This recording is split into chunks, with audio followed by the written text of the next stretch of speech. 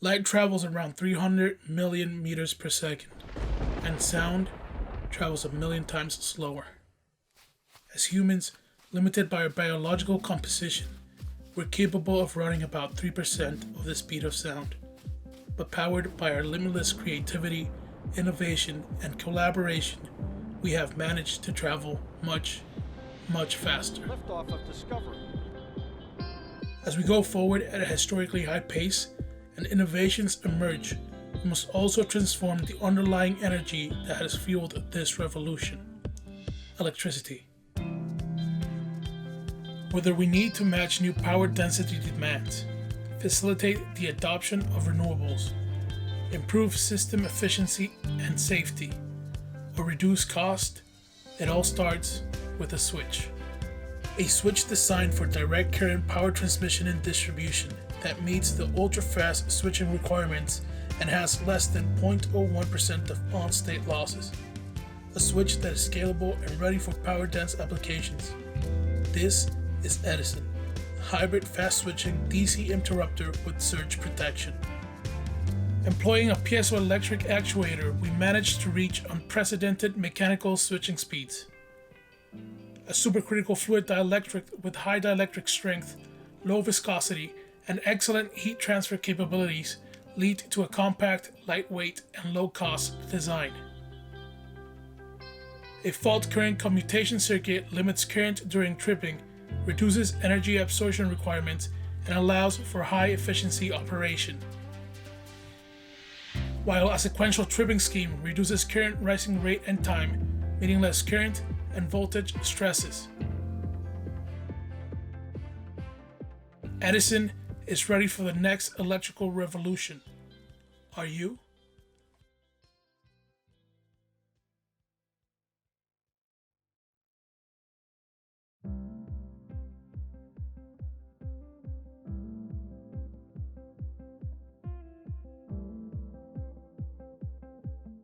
I was just looking for the fastest possible actuator technology and came across piezoelectric actuators, which seemed really like a neat technology to use for such an application.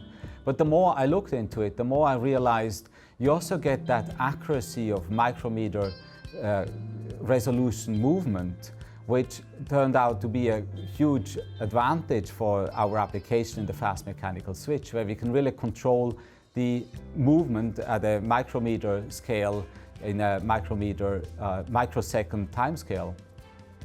And then in addition, it also has the advantage that we can integrate the actuator directly into the switching chamber. It's actually compatible with the kinds of supercritical fluid and fluid mixtures that we have in mind. And that's another thing that stands out that wouldn't work with many other actuator technologies. Some actuators require lubricants, which are problematic in supercritical fluids, but this one is dry, it doesn't require any lubricants at all. We were doing a fault transient analysis to find a way to reduce the peak fault current during breaker operation. And we realized we can use the advantage of the modularity of the circuit breaker to not only reduce the peak fault current, but also speed up the breaker operation for fault clearance. And that's how we ended up with sequential tripping strategy.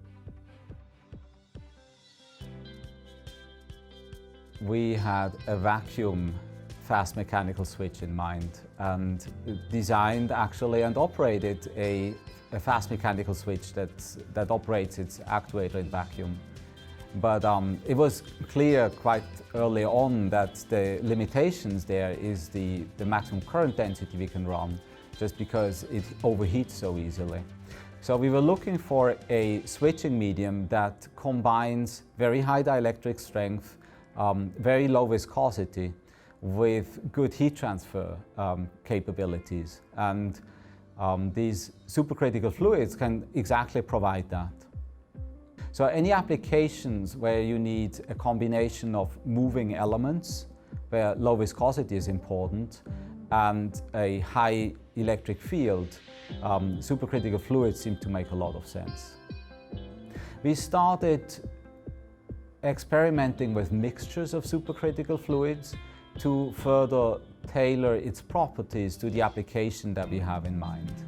Our first experiments were based on pure supercritical carbon dioxide, and later we added fluorinated materials, we added oxygen, we added other substances to get exactly the kind of properties that we were looking for.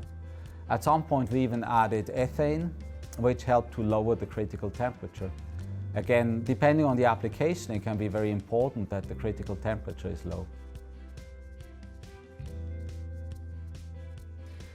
So what we had to consider is that the current comes down with about 400 amps per microsecond, driven by the voltage source on the other path. And then we have to slow that down to basically zero when we reach the threshold of 5 to 10 amps, which the fast mechanical switch can open.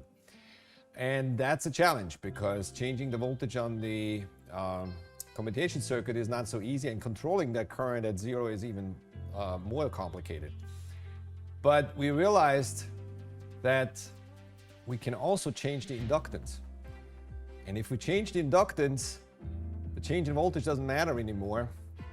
The current will automatically slow down in that path. So what we came up with is the idea of this variable inductance in the fast mechanical switch path. And the way we realized that was by simply putting a couple of ferrite cores over the connection, which increase the inductance when these ferrite cores desaturate below a threshold of 5 or 10 amps. And a simple solution like that made all the difference. So now we don't have to actively control the voltage or the current. We can simply live off the fact that the inductance changes rapidly as the current goes from a couple thousand amps down to 10 amps. And at that threshold, the inductance increases 100-fold or so, and the current basically stays flat until the fast mechanical switch can open.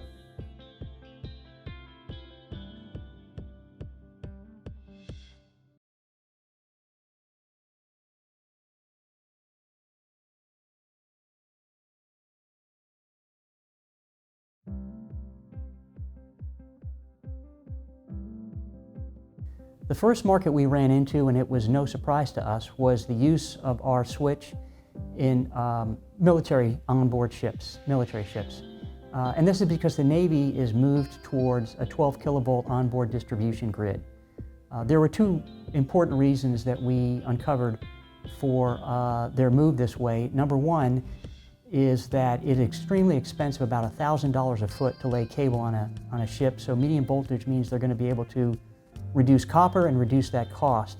And the second is the requirement for extremely clean power for onboard applications like high power pulsed radar and railguns. We've seen in the last few years a tremendous movement in the commercial marine industry towards electrification. Tugs and logistics vessels are moving to be increasingly electrical, and there is an opportunity for our application in protecting onboard generators and battery storage equipment. Offshore wind is an area that holds some interesting promise for us. What happens today is several windmills are brought together in what's called a DC collection grid, and then this is converted from AC to DC and shipped many miles to onshore to what's called the connection grid. And so there's an opportunity, because these systems have been optimized for somewhere between 40 and 66 kilovolts, for our equipment to be used for this application.